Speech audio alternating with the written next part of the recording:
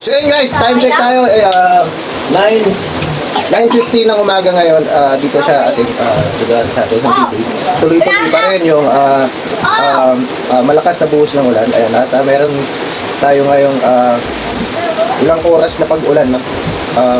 Sa kasalukuyan, wala tayong kuryente. Yan. Gamit lang natin na ilaw yung ngayon ay cellphone, tapos meron tayong rechargeable na ilaw dito. So yun, mamaya update tayo guys. Alam ko dito sa amin hanggang bewang na yung baha. Mamaya tignan natin kung makapag-video tayo. Gagamit tayo ng ating gadgets na hindi makabasa. So sige, hanggang dito muna guys. Update tayo mamaya.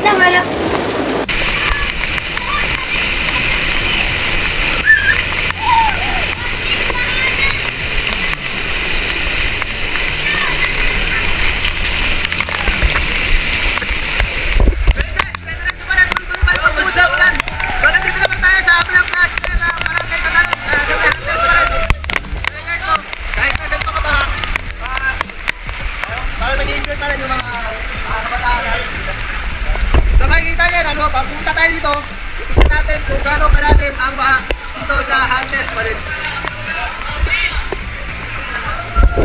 Ayan guys, tubig yan guys ha. Tandaan lang muna tayo. At titignan natin, uy, malalim na to. Malalim na to guys. Pero sige, try natin pumunta. Pero grabe hanggang ano ko na to, hanggang bewang ko na yung tubig dito guys. Hanggang bewang na. At yan. Kaya nakikita nyo guys, hanggang bewang. Nakikita nyo, talaga nag-istulang parang mahabang swimming pool na. Itong nakabaan ng ROTC Hunters sa Barangay Tatalon. Ganyan ka lang. Nakikita nyo sa likod ko. Doon, sa dulo na sobrang lalim na ron. Shoutout to. Ayan, mga friends natin dito sa ROTC Hunters, Barangay Tatalon. Talagang nagmistulang swimming pool na yung baha. Yung Araneta, yung ROTC Hunters. So babalik na tayo guys, at medyo malakas pa rin ang buhos ng ulan.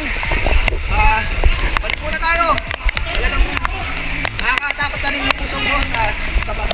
At sobrang lamig, lalamig na tayo. Medyo nanginginig-ginig na yung aking kamay guys sa lamig. Balik muna tayo. At mamaya mag-update tayo guys.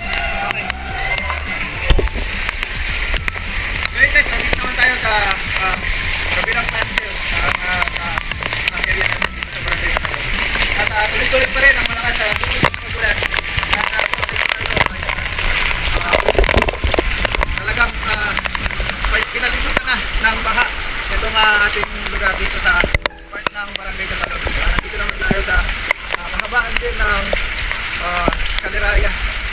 So, try natin ulit. Nag-iinit na sa lamig. Try natin ulit. Kung gano'n na kalalim yung baha. So, makikita nyo guys, talagang baha pa rin dito.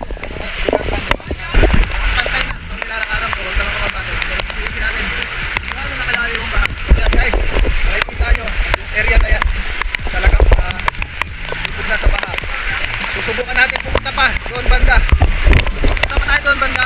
Tingnan natin, makikita nyo yung ragasa ng tubig papunta sa Araneta Avenue. Dalang tayo guys ha.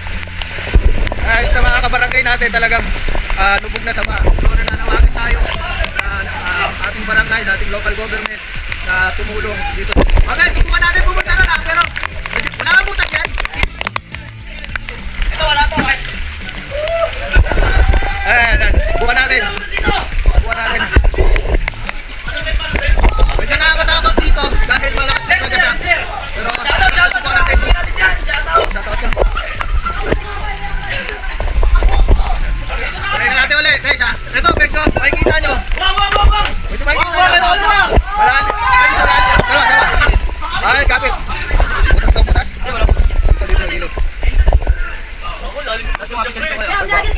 Vlog.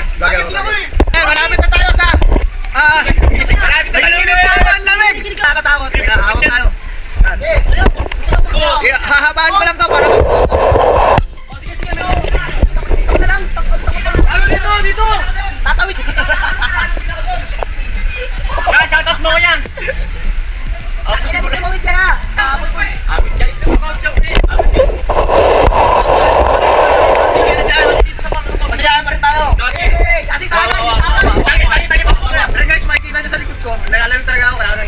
Kaya nakikita nyo yan.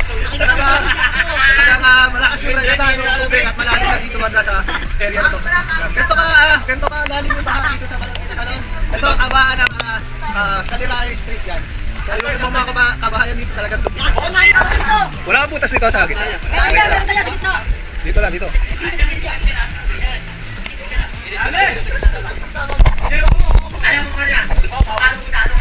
Ano?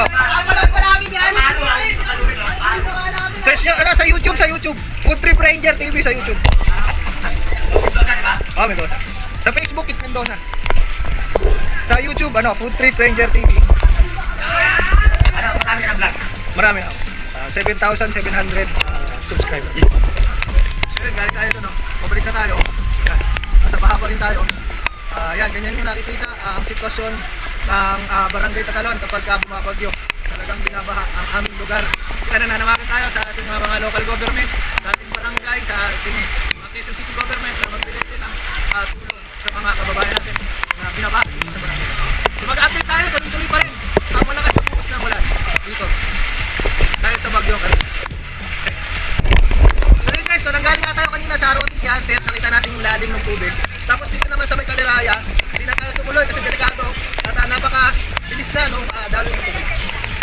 Sa salukuyan, wala pa rin kuryente, malakas pa rin yung bigus ng ulan guys. Makikita nyo, madilim pa rin dito sa lugar namin. At dito na ngayon, yung nilagay yung mga motor para... Hoy! Shoutout muna, shoutout! Ay, ganito dito sa Tatalon guys ha. Kahit na binabaha, umuulan ha, yung mga tao talagang kalmado pa rin. Pero dito nilagay nila yung mga motor nila para hindi mabaha. Dahil sa pinanggalingan natin doon guys, lubog na. Hanggang ano na yun, hanggang dibdib. Hindi na tayo tumuloy sa Kaliraya dahil hanggang dibdib na rin yung baha. Titingnan natin dito sa parking ng Araneta Avenue. Kung gano'n na rin kataas yung baha. Akit tayo guys ha. So yun guys, naglalakad na nga tayo. Nandito na tayo, malapit na tayo sa Araneta Avenue. Yan. Kaya nandito na yung tubig guys. Yan. Nandito na yung tubig. At nagmimisto lang mahabang swimming pool na itong Araneta Avenue. Ayun guys, hanggang dito pa lang naman yung baha. Pero sa hapaan nito, makikita nyo. Ayan. Ayun guys, makikita nyo guys. Sa likod ko makikita nyo, talagang lubog na. Yun, yung dulo na ni Rodriguez, bahang-baha na to, nagpas tao na yung tubig.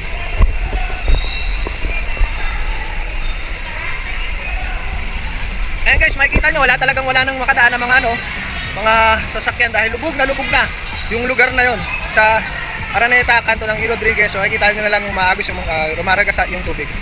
So ayan, naka-ready na naman yung mga rescuers natin dito, yung mga taga-DPWH din na magre-rescue dahil ang alam ko dun sa lugar na yun may mga kabahayan doon na nilubog.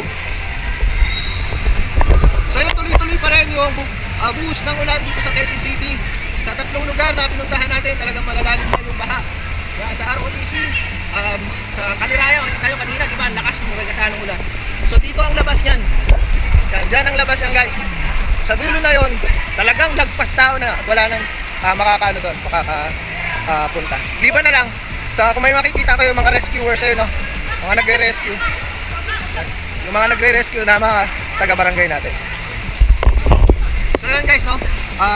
Hanggang dito aabot yung baha. Sana wag na lumala pa yung baha dito. So yun, mag-a-update tayo ulit pag nagtuloy-tuloy pa. Sana wag naman tuloy-tuloy itong malakas na bugso ng bagyong Karina. Okay guys? Update tayo ulit.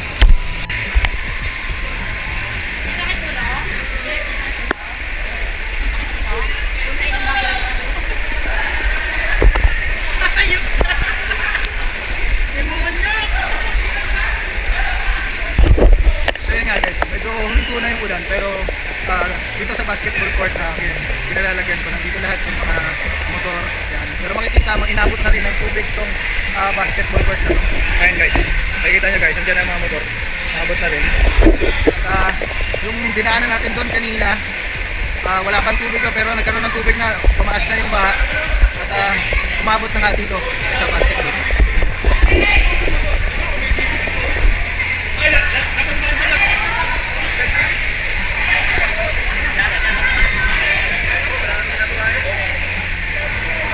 So yun guys, so dire-diretso pa rin yung bus ng ulan dito sa amin. So napakalakas pa rin talaga ng bagyo na umakot dito sa bata na rin bagyong Karina. So mapapansin nyo guys, yung mga motor nandito na, ay mapapansin nyo rin, napakalakas talaga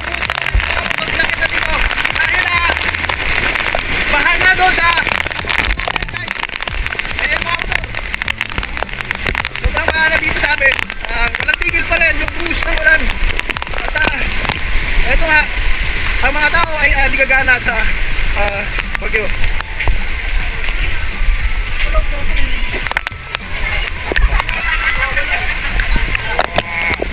Sobrang bahala. Wala na guys. Alay!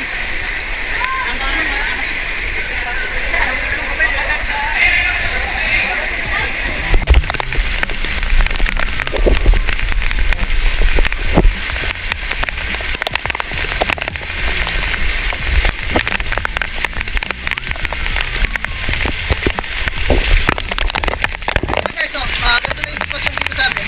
Makikita nyo, yung kanina na pinuntahan natin, wala akong tubig yan.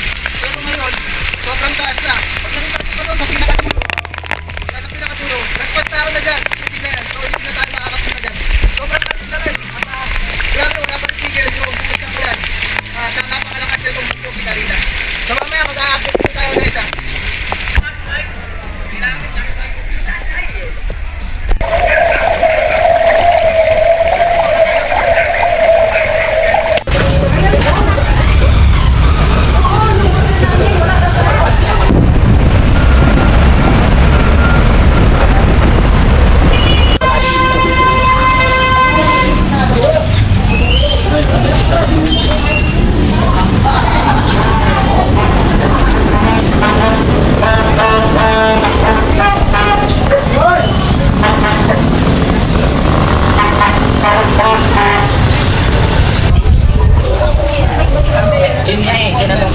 So guys, nandito tayo ngayon sa kahabaan ng ROTC Hunters dito sa lugar namin. Ito yung pinakita ko kagabi na talagang lagpas tao na yung baha.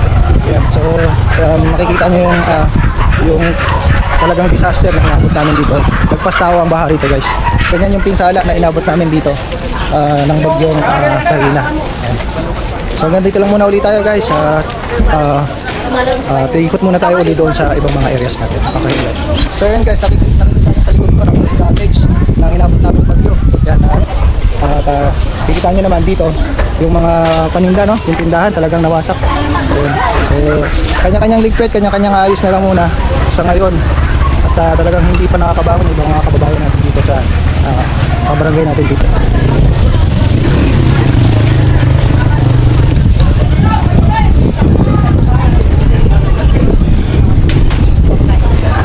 So yun nga mga guys, nandito na tayo sa bahay. Safe naman tayo.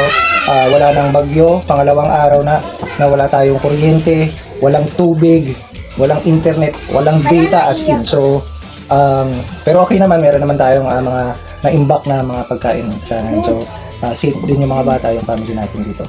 So yun lang, dito na nagtatapos yung ating vlog. Lagi tayo mag-iingat sa mga ganitong klaseng panahon na may bagyo. Yan po. So yun lamang, ito po si Food Trip Ranger TV. May laging nagsasabing, tara, sabayan niyo akong kumain. Peace out.